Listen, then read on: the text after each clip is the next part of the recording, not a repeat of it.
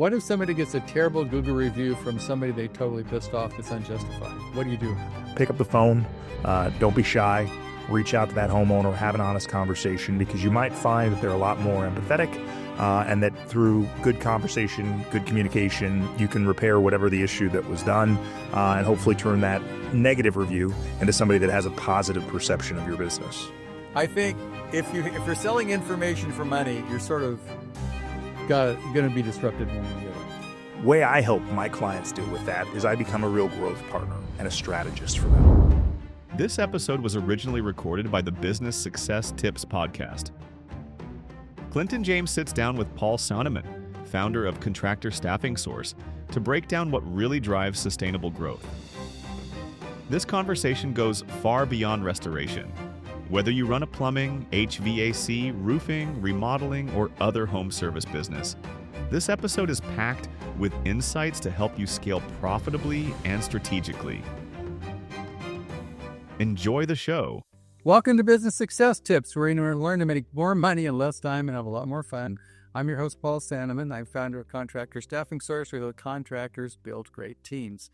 My guest today is Clinton James from Water Restoration Marketing. That's a pretty narrow niche, right, Clinton? First of all, thank you for having me on, Paul. And yes, it is very, very specific in terms of the companies that we work with. So what I'm going to ask Clinton to do is, I'm sure that something works for a water restoration company, would work for a roofing company, would work for any kind of service business, because they all have the same kind of problems. So what exactly do you do for companies? For us, digital marketing, that can include website design, search engine optimization, Google business profile optimization, the management of paid ads, whether it's local service ads or PPC. We'll also do some social media posting where it makes sense for clients. And also we've got some reputation management software that we implement, because we understand whether you're a restoration company, a roofing company, a plumber, reviews are king, right? So you've got to have a solid online reputation if you want to grow your business. So I'm going to ask you a very interesting question. What if somebody gets a terrible Google review from somebody they totally pissed off that's unjustified? What do you do about that? Google, honestly, you should reach out to the homeowner or the person that you worked with and have an honest conversation. See if there's an opportunity for you to salvage that relationship, not just because you hopeful they will take the review down, but also because you want to make it right with that homeowner, that person that used you guys' services there. So that's always what I suggest. Pick up the phone. Don't be shy. Reach out to that homeowner, have an honest conversation, because you might find that they're a lot more empathetic, and that through good conversation, good communication, you can repair whatever the issue that was done, and hopefully turn that negative review into somebody that has a positive perception of your business. Okay, what if that fails? Google does have ways that you can go in and dispute reviews. But honestly, if it's a legitimate review, if that's somebody that you did service, you're going to have a hard time getting that Google business profile, or getting that review pulled off your Google business profile. I think that's why it's really important.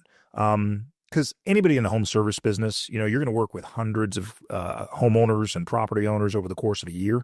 And you're bound to have someone that has a not 5-star experience with you. But you're going to have so many other homeowners and property owners that you provide great work for, that have a great experience working with you and your team. So I think it's really important for whatever home service business that they have a process and a system in place, so that every time they wrap up a job, if that homeowner has a great experience, they're encouraging that homeowner to go on there and leave a positive 5-star review on their Google business profile. Because if you get one that's negative, but you get 99 that are positive, right? It all kind of shakes itself out in the wash. Yeah, we had that happen one time. We hire lots of people, right? Well, occasionally we don't hire somebody, they get mad we didn't hire them, right? So it's like, and they weren't the right person. So we have like 130 Google reviews. We got one person that would, and I think that compensates for it, right? If you have 135 star and you got 1 2-star, come on. I mean, obviously it was the person, not you.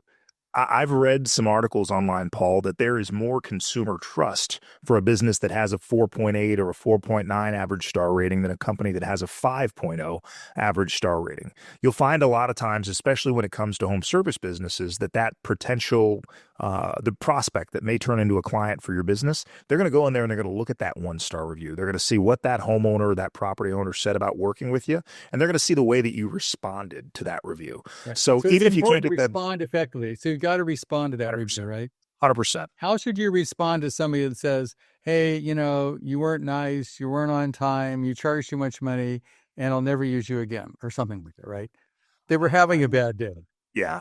First of all, I would reach out to that homeowner first and say, as the owner of the business, and see if I can have a conversation to get a better understanding of how they had that perception, right? Because I don't think it was that business's owner to go out and provide a negative experience for that homeowner. Right. And then if I'm going to respond to that review online, very empathetic, I acknowledge, hey, we work with our team and we strive our best to provide the best absolute experience working with us. And sometimes we fall short. Our team's going to be reaching out to you because we want to make this right. If you don't have a chance, please reach out to me and then have the owner provide their direct contact information in that post. I think a homeowner that's looking at that review and looking at that response from the business owner, and it's not like a back and forth, an argument. Like really, they're taking ownership. You're saying, I understand how you feel. I felt that way before. Is there anything we do to make it better, kind of thing, right? There you go. Take ownership of it, right? And ask if there's a way that you can remedy the issue. And if you consistently do that to not negative reviews on your profile, I think that'll go a long way towards other people that are looking at potentially doing some work with you.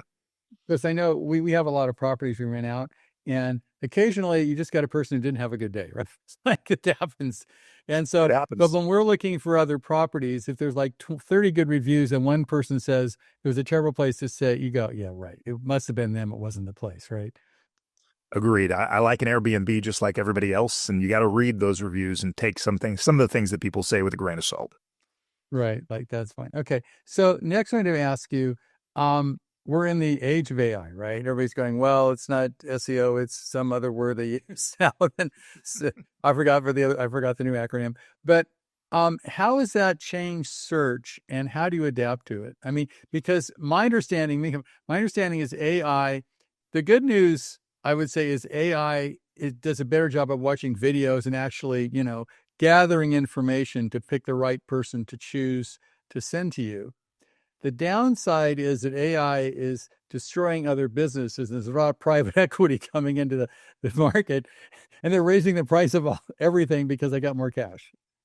I would tell a home service business owner that, yes, the age of AEO, answer engine optimization, is there we go. That's the word, AEO. Yeah, okay, yeah. Thank you. It's definitely on the horizon. And whoever you're working with from a digital marketing standpoint should already be on top of this and should already be doing the things necessary to improve your perception for answer engines, right? So there's a lot of things that we do from an SEO standpoint to improve our clients' visibility on Google. But some of those same trust signals and things that Google's looking for in terms of where they're going to rank you, that's exactly what these answer engines, these Chat GPT, Claude, it's exactly what they're looking for as well. So if you've got a good digital marketing agency that stays on top of what the trends are in terms of ranking factors and trust signals, they should be able to position your agency or your business much better with the answer engines as well. Okay. And so I hear that the AI, his ability to watch videos and literally look at the video and see if it applies to your business. And therefore videos are better than they used to be. It's an important part of marketing. Would you agree or disagree with that? I would say to an extent, different forms of marketing, whether it's video content, whether it's short form or long form blog articles, whether it's case studies, whether it's featured projects, all of those things, AI is doing a better job of analyzing to help them determine whether or not you're a good fit based on whatever prompt that they got in their engine there. So yes, if you do video content well, make sure the transcripts are in line with what you'd want that potential homeowner or business owner that's looking at your services to think about you, right? So video content, I would not say that that's the number one driving factor in terms of answer engine optimization, but it's certainly one of them, right? And if you're doing a good job in terms of marketing and you're using different marketing channels and you're using video content to boost your authority and show that you provide these services and these service areas, I think you definitely want to stay on top of that as well. Okay. And you mentioned reputation management. What does that involve? So for us, it's a full-on system, right? So when a homeowner wraps up a job with a contractor, the best time for that contractor to ask for a review is literally as those workers are leaving that job site, right? Homeowner had a great experience with them. They love the work that they did. That's the best time to strike because there's almost a sense of obligation, right? When it comes to saying something nice about that business. So I would encourage all of our clients to go out and they get QR codes. These QR codes they could literally take with a sticker and put them on the back of every technician's cell phone. As they're wrapping up equipment and wrapping up a job, we ask them to share that QR code with the homeowner. The homeowner scans the QR code. And nowadays, everybody's already logged into Google on their mobile devices. So it's really, really easy for that homeowner to leave a 5-star review. Now, we'd love for that to happen with every single technician on every single job for every one of our clients, but we know no matter how much you beat it over people's heads, some people are going to forget to do that. So we like to put an SMS system in place so that our contractors let us know the name and the phone number of the person that they wrapped up the job. And we've got an SMS sequence of text messages that goes out, asks them about their experience, and then encourages them to go and write a review on the Google business. So what does that series look like? I know if I buy anything anywhere, I mean, literally I could buy something at, CVS Pharmacy or Walmart, and any of the box stores, I immediately get, how was your experience? What'd you think? Greatest on one. It's all this automated follow-up. It's sort of irritating. Well, actually, so what's your SMS follow-up look like, and what message do you send? Yeah, it starts very similarly to that, right? It is tell us about your experience with ABC Restoration, right? Rated on a scale of 1 to 5. And then depending on what that response looks like, we would send then a follow-up a message with a link that would ask them to go and write a review. Now, we know that some of the reasons that people don't write reviews is because they don't know what to say. So if a review hasn't been written in a certain amount of time, we've got an AI component to our SMS sequence that literally will reach back out to the homeowner and say, hey, you have trouble writing a review? Here's a suggestion. And the AI actually creates some content that homeowner can then cut, paste, edit, and post as a review, right? We want to remove that obstacle of somebody thinking, I just don't know what to write, right? So we provide them with that information. And that same AI technology then reaches out to the contractor. It analyzes what that homeowner said about him and then writes a nice response that contractor can then cut and paste as a response to that review. So it takes a lot of the guesswork out of exactly what it is that you want to write or a homeowner wants to write when they're leaving a review and how you want to respond to it. Is this software available to other marketing companies? I mean, you just do restoration, I get it.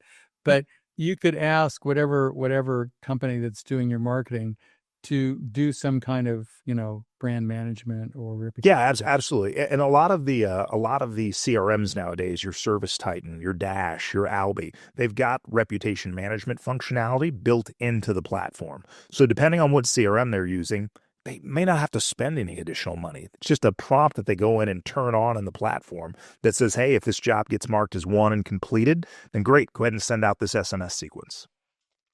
Now, I've got this, and I'm sure it's happened to you. I think AI is disrupting a lot of our industries. In fact, one of the key AI guys, I forgot his name, but he was like, it wasn't Sam Altman, but somebody like that, said, what would you suggest your son do? And I guess it's be a plumber, right? I figuratively, literally, I think if you're selling information for money, you're sort of going to be disrupted one way or the other. But the industries like your water restoration, plumbing, they're not, AI can't, I mean, they've tried to use AI drones to paint. They're not there yet. So, but what is happening, I think, is it's changing the competitive landscape. And I'm going to call it the Walmartization, word of construction, where in the old days, it used to be a downtown, had a drugstore, all these kind of different stores. They couldn't find people. They had a hard time. They build a Walmart outside of town. They find 500 people someplace. They're good at marketing. They're good at distribution. They suck all the business out of downtown. Happened a lot, I'm sure. So what I see happening in this industry is that there's a lot of private equity coming in and doing a better job at marketing, just business, because the guy who started was an electrician, he was a plumber, he was not a business guy, right? So you got some guy who's an MBA, graduate from Stanford coming and competing against him. How do you deal with that? How do you compete against those guys? Well, I think that the way I help my clients deal with that is I become a real growth partner and a strategist for them. Because as you mentioned, a lot of these guys that own these home service businesses, they didn't go to business school. They started as a helper and a technician and slowly moved their way up until they decided they wanted to go hang their own shingle. So not only do I want to help that guy with his digital marketing services, but I want to constantly be involved in my niche, right? I want to be involved in my industry. I go to the events, I read the publications, I talk to other vendors that service the same customer base that I do. That way, if I see an opportunity, something outside of digital marketing that I can introduce to that client that improves his efficiency or makes it so that his business runs better, I want to be able to introduce him to that service or that product or that person that can help take their business to the next level. Because for me, it's not only about being a digital marketing agency for my clients. It's really becoming a growth partner where I can help them. So you're like more of a CMO than just a digital marketing guy, right? That's the way we want to position ourselves with our clients, right? Because digital marketing, it's going to have its highs, it's going to have its lows. Even the most consistent digital marketing agency will have, peaks and valleys in terms of the way that they perform. But what I really try to do, I'll give an example. A couple weeks ago, we had 6 of our clients from around the country fly down to San Antonio, and we spent 2 days in a room in a hotel masterminding. That means our clients were sharing what's working for them and their restoration company to help them grow and scale, and the biggest challenges that they're having right now. And when I get them in a room with 6 other business owners that have already had experience trying to handle that challenge or have not incorporated something that they're doing that's helping accelerate their growth, that's some great synergy there. So me as their digital marketing. What were the things you're having problems with and what are the things that are working? Because you were Yeah, so there's a lot of billing stuff, right? Claims, working with TPAs, working with the insurance company, right? A lot of restoration work is done through homeowners or property owners insurance there. So there were a lot of questions, and there were some really some people that have been in the industry for decades in that room, and they were really able to give some actionable items to those folks that are just getting started on how to handle the claim process a little better. A lot of people express some challenges and stuff like what you do, right? Trying to find talent, hire and retain good talent. The trades are a great place to be. Like you said, if you had a son, have him become a plumber or an electrician or an HVAC tech or something like that. It's true, but those people are in high demand right now. And it's really hard for companies to find, hire, and then retain that talent. So they talked about some of the best practices for doing that. Okay, cool. I know my COO's son just got a job out of high school. He's 18. At 45 an hour as an apprentice carpenter. Crazy numbers, right? Love that. And he didn't put himself $250,000 in debt with student loans. Right. That's true. For sure. So this is good info. Now, you just do water restoration company. So I have to say, if you have a water restoration company, everybody says find somebody in a niche to do your marketing. I totally agree. I mean, most marketing companies try to be everything to everybody, and they're, not that great at anything. They're sort of mediocre at everything. So I would agree with that. I would suggest that if you're in whatever industry, and it could be remodeling, it could be home restoration, find somebody who that's all they do, because I guarantee they're going to be better at it than anybody else. Would you agree? Yeah. There's a few reasons for that, right? There's industry experience, right? They know what channels in terms of digital marketing are going to generate results for what types of services that you offer.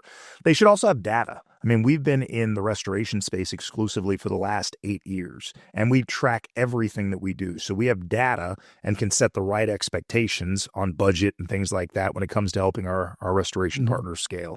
And then really consistent output and monitoring and optimization. If you're working with a generalist agency, if they go get more clients that are, instead of, like in my case, restoration companies, they go get a bunch of attorneys that are their clients now, they're going to shift a lot of their fulfillment focus into making sure that they're delivering great results for those attorneys. And they might forget about the restoration company that's been with them for a little while. Well, I would say if you don't consider your marketing company your chief marketing officer, if you don't have one, you probably have the wrong marketing company. Would you agree?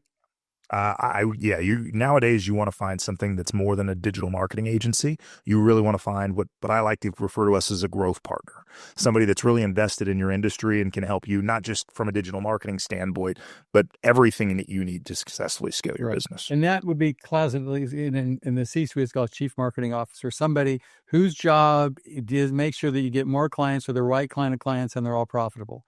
And One of my complaints about a lot of agencies is they measure their success on how good it looks, which doesn't help anything.